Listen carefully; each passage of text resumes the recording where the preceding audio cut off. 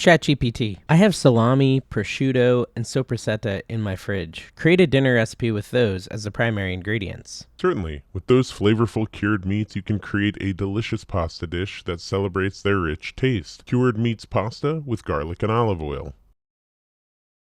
How's it going, everyone? I'm Dave, and today we're making, well, originally it was called cured meats pasta with garlic and olive oil, which was a pretty lame name. So I asked ChatGPT to rename it, and it came up with Italian Delicacies Pasta Lolo. I don't know. That's what it came up with. I happen to have a bunch of deli meat in my house, and so I literally just listed my deli meats. I said I've got some prosciutto, I've got some salami, and I've got some soppressata. Create a recipe using those ingredients that I can have for dinner. And ChatGPT delivered, as it always does. And it created the, I'm not gonna try to say, I'm gonna say the original name. Cured meats pasta with garlic and olive oil. And I'm excited about it. It sounds actually pretty good. I've got my pot over there coming to a boil. We're gonna need a skillet. We've gotta prep some ingredients, so we're gonna just get started. I will say you have the glorious opportunity to judge my little cooking grill thingy because it's super rusty and dirty looking. And I look at other cooking channels' comments, so I know they get slayed for that sort of stuff. All right, we're gonna be lazy today. I got the pre-peeled garlic. How cool is that? We're gonna take, 4, 5, 6, however many I just counted out, cloves of garlic and chop them up for this recipe. What does it say? It says 4 to 5. Was that what I did? Did I do 4 to 5? Hopefully. Either way, chop up some garlic, guys. You can, use the pre-peeled stuff. You can even use pre-chopped stuff. I ain't gonna judge you.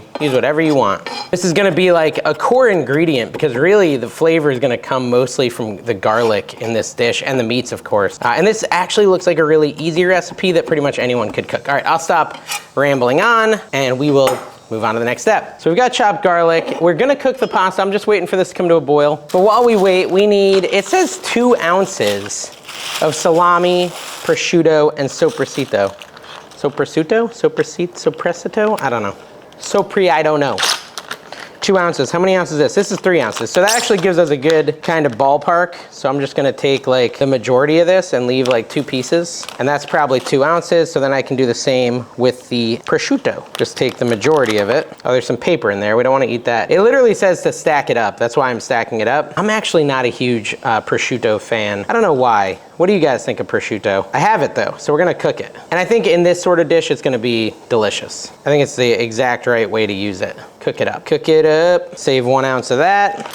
And then the soppressata will be our last meat that we put on the stack and try to do a similar quantity. I don't know. I ended up getting a lot of this. Maybe a little bit more. There we go. Not too much. So it says to trim and cut it says to literally stack it like I've done here. And then trim and cut the meats into basically little slices. This knife is clearly not very sharp. Jeez. Chicago cutlery. I guess I could sharpen it, but what's the fun in that? Much more fun to use a dull knife when cutting your meats. It's pathetically dull. I might as well be chopping it. Hold on, let me get a different knife. It's terrible. Hopefully this knife is a little sharper. We shall see.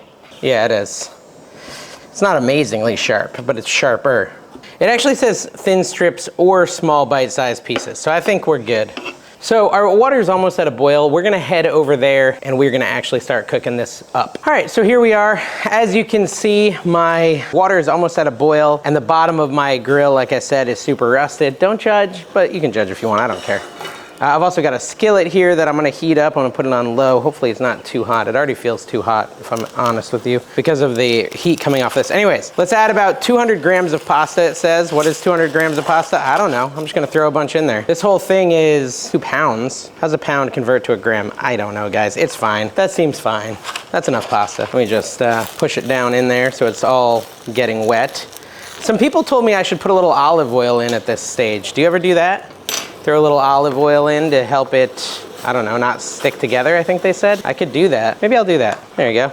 I don't know if that'll do anything. It says cooked according to the instructions on the box. For me, that's, I think, about 8 minutes. Okay, so let's start working on, the rest of this dish. We're gonna throw some olive oil into our pan here and kind of move it around. It calls for 1/4 cup, so I might even add a tiny bit more because I think the olive oil is a big part of the actual flavor here. And then we're gonna throw our garlic on there to kind of sizzle up a little bit, to become fragrant, and just deliciosity will ensue.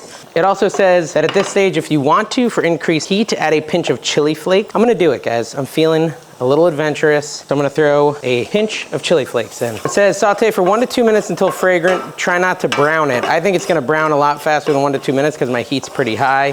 So I'm gonna do it a little less. And then we're gonna add the cured meats to the skillet. Remember we cut up all those meats? We're gonna add those to the skillet as well. Give these a couple more seconds just to get nice and fragrant. All right, we're gonna add our cured meats to this garlic. It really isn't an even surface. I should probably even out this cooktop, which I think I can do. I think there's a little leveler on the bottom. I'll do that in a second. Let me get all the meat added first. We're gonna saute the meat for a couple minutes. Next time I'll level it before I start cooking. I made it a little better, but I also didn't want to dump pasta water on my head. Basically, we're just sauteing these cured meats in the garlic and olive oil. All right, so we're still just sauteing these meats up. They're starting to kind of get interesting. I don't know. I don't really know what they're supposed to look like, but they look like they're cooking a little. Pasta should be almost done. We're gonna drain it, but we are gonna reserve a little pasta water if we need it. Also, if you haven't already, I forgot to mention it, it calls for some cherry tomatoes, or any tomatoes really, diced up as one of the garnishes at the end. That seems done, that pasta. All right, let me drain it. I bet these are gonna be hot. Yeah, those are too hot. All good. I got my little pot holders here. Ooh, that's hot. Okay, so I actually burnt off all the hair on my fingers. I think it looks better though. I thought my fingers were too hairy. So, oh well. All right, I don't know why. It was hot. It was hot. All right, so now that we've got the pasta out, we're gonna add it to this mix. No, don't touch with your hands, Dave. It's hot. Short-term memory loss. Add the pasta, just dump it on in. There we go. And then we want to toss it to combine to make sure everything gets some olive oil on it and so on and so forth. Want to really have it mixed in nice and good.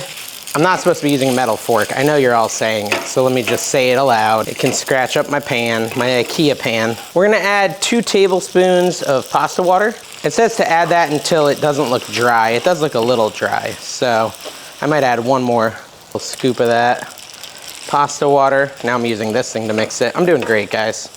I don't want it to be dry. I want it to be nice and delicious. There we go. Am I supposed to take this off the heat yet? Remove from the skillet from the heat and season. Okay, yeah. Let me add a little bit more pasta water. There we go. And then mix it one more time. And we're gonna remove this from the heat and we're gonna head back over to our other counter here to finish it up. It's looking good though. Okay, so we're back over here. Let's see what the next step is. It says add a hearty bit of olive oil to the top. We'll just add a little drizzle of that because that's basically the sauce. So just mix that olive oil in, make sure it's nice and well coated, and you know, we gotta get the meat in there too. I don't know if it's gonna be any good. Kind of weird, smells kind of weird. It says season with freshly ground black pepper, which I'm all out of, so we're gonna use the non-freshly ground black pepper. It's all good. Lemon zest, I don't have a lemon, so we're not gonna do that. Cherry tomatoes, I chopped up some normal tomatoes, that's fine. And then throw some Parmesan, 1/4 cup of Parmesan on it. You could just use like pre-shredded stuff, but I'm using this. And then it also says you can do parsley, which I didn't get. You know, I'm not really on the ball today, guys, but whatever. I'm making myself a giant pasta dish out of ingredients that I had left over in the fridge. So I didn't really have them left over. I bought them for a different recipe and decided not to cook it. So here it is, guys. This is the cured meats pasta aioli or whatever. Let's try it. All right, I'm back. I took a little break to just consume a lot of this, and I will say it's delicious. This is something I totally could see myself paying like 25 bucks at an Italian restaurant for and loving, so it's delicious. It's really good. I have no complaints at all. This is better than pretty much anything else I could have done with that meat sitting in my fridge, so I'm excited about it. I would recommend cooking this, especially if you have all the ingredients already, which I did. I'm trying to think if I could do anything to make it better. I don't think so. I think it's kind of perfect. Maybe like some bigger pepper, like some cracked pepper would be a little better. Put more garlic. It can handle more garlic, but honestly, no complaints. I do love the Parmesan too. I kind of just cooked this for myself. No one else is interested, so I'm just eating it out of the pan. And that's my right. So hope you guys enjoyed this video. Make sure you subscribe if you do. Come back to watch future videos and all that fun stuff. This is Dave signing out of the AI Kitchen. Hey, that kind of works. Maybe that could be my tagline at the end. Signing out of the AI Kitchen, because like it's computer. Anyways, bye guys.